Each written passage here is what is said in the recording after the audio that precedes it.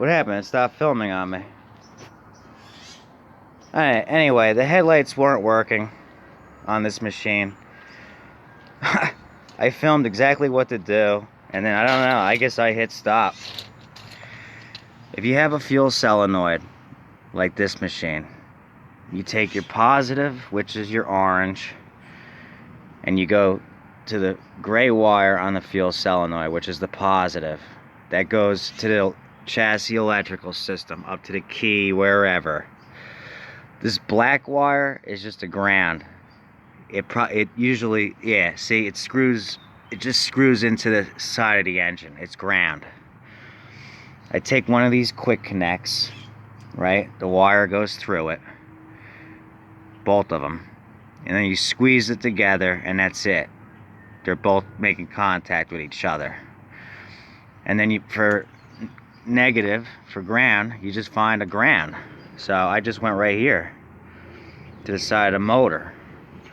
So before, the headlights weren't working. Alright? That fuel solenoid works as long as you're running this engine. Okay? So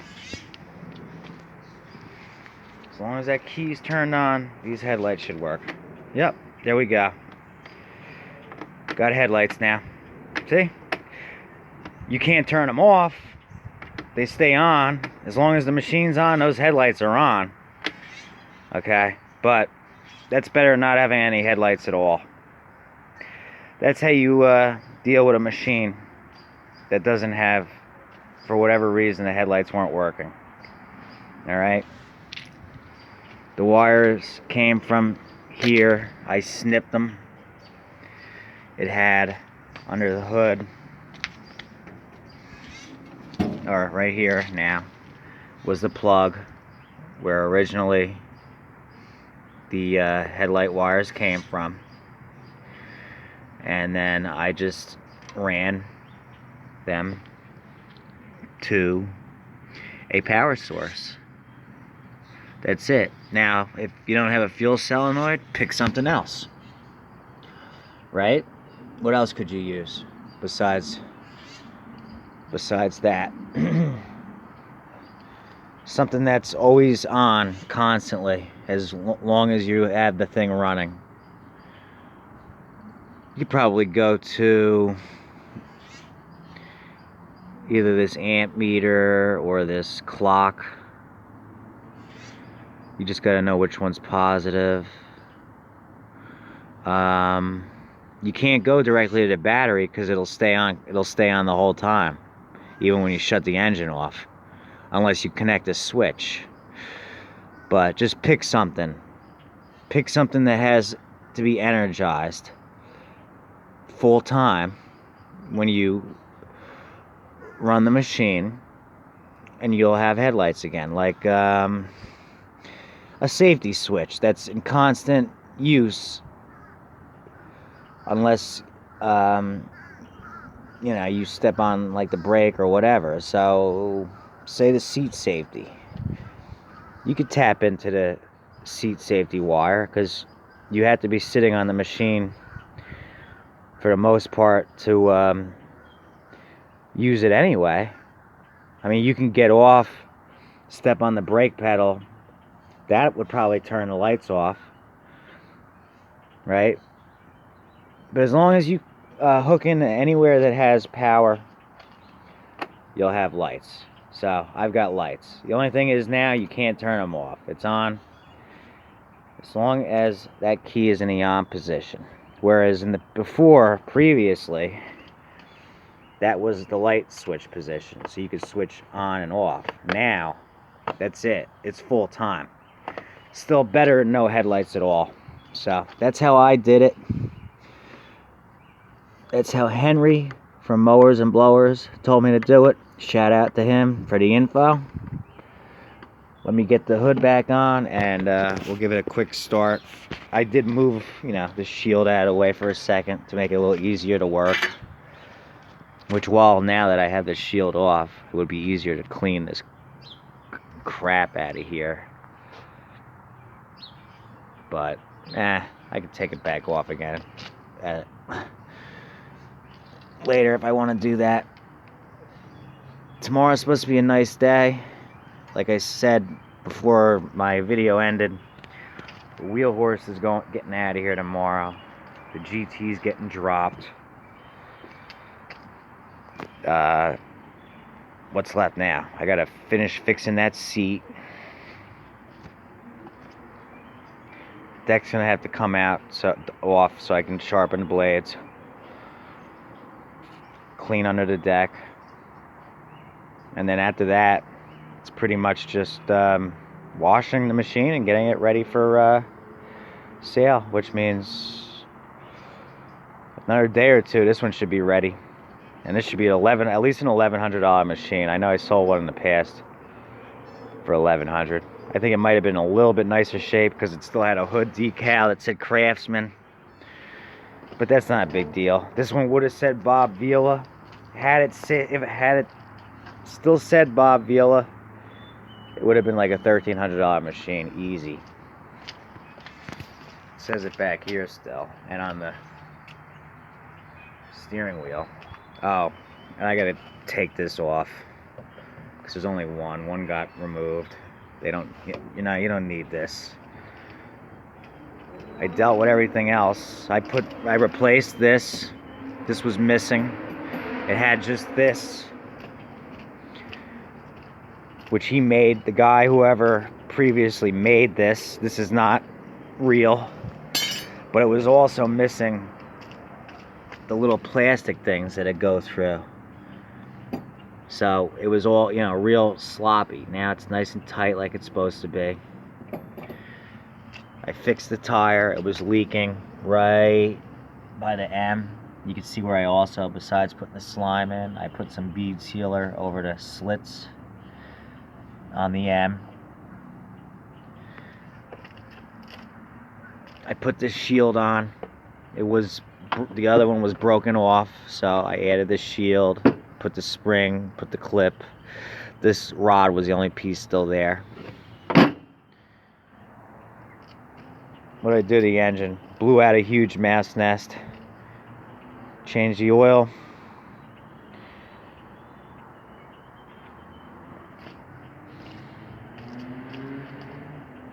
Spark plugs are good. Air filter I cleaned out.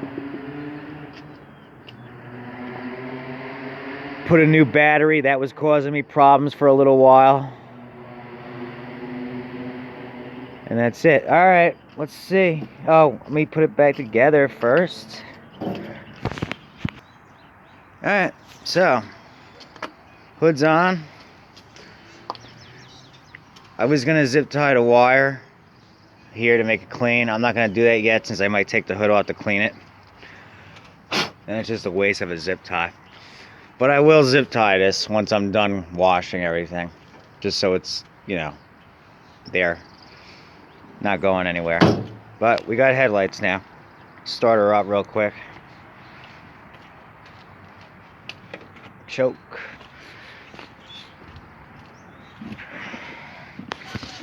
Brake.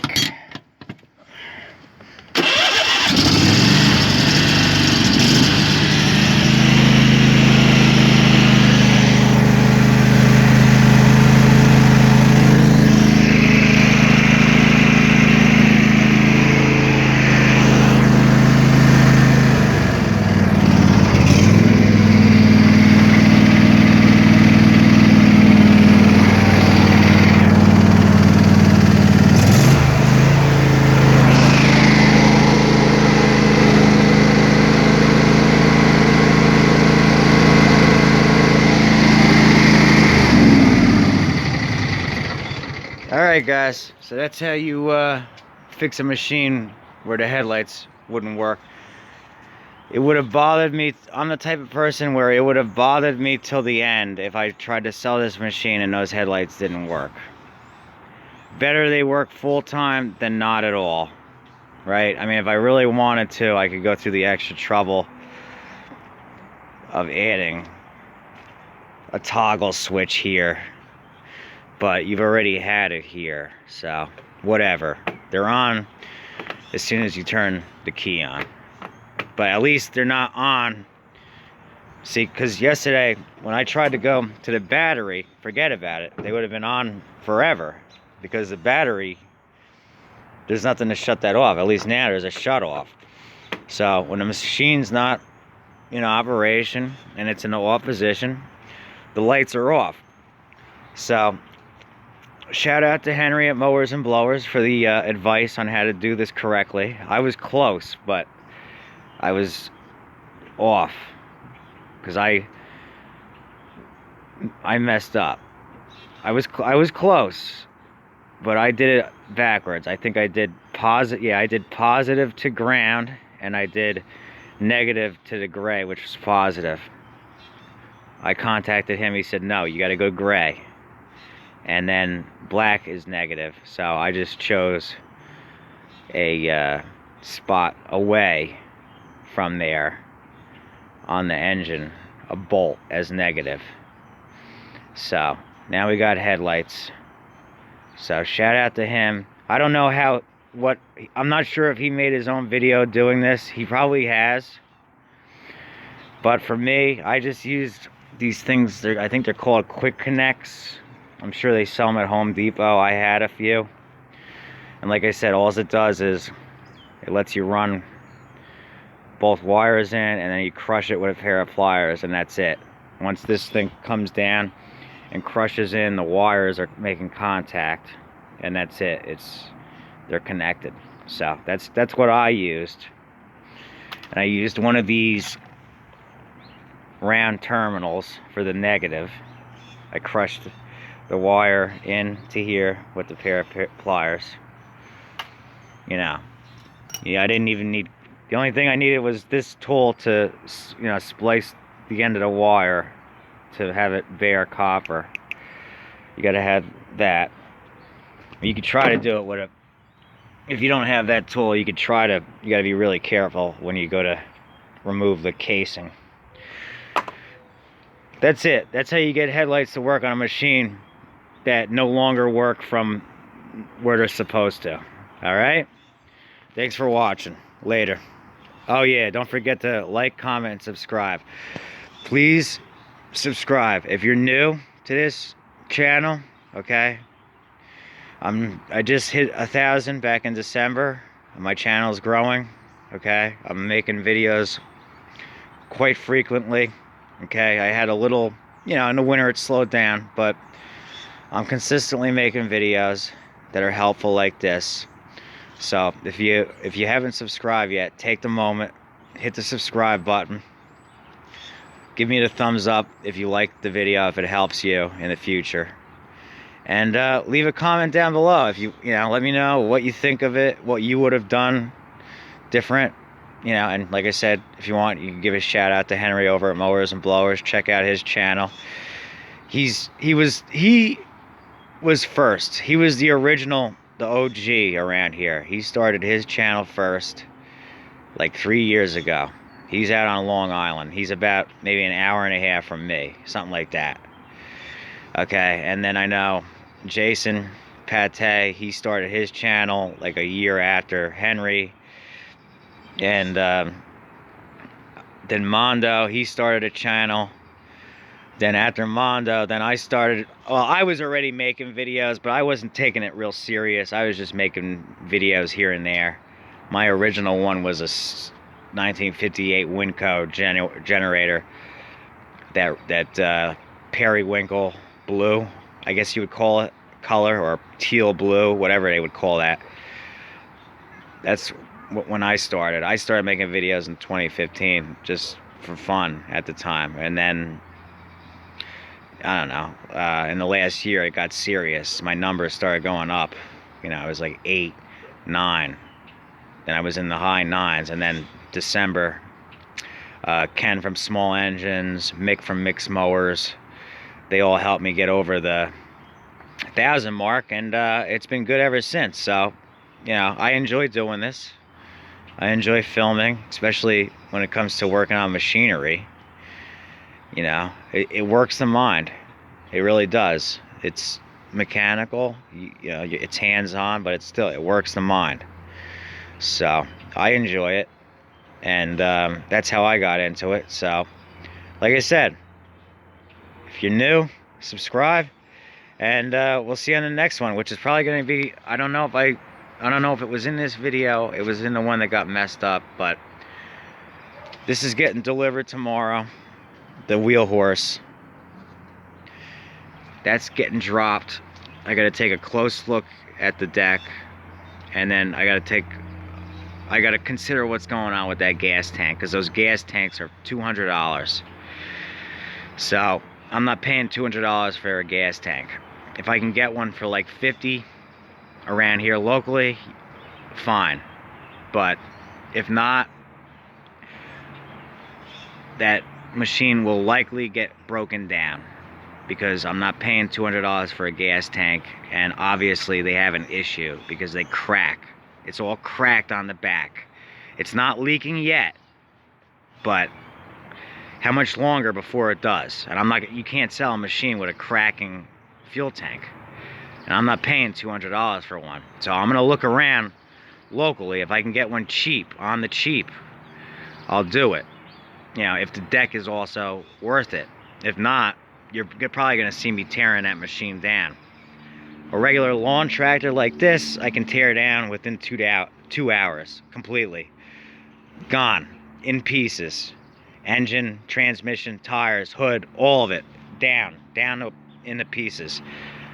That one's a little bit, you know, more complex, so it might take a little longer. So there's probably gonna be either a video of me tearing that thing down or fixing it, depending on which way it goes. All right? Thanks for watching. We'll see you on the next one. Later.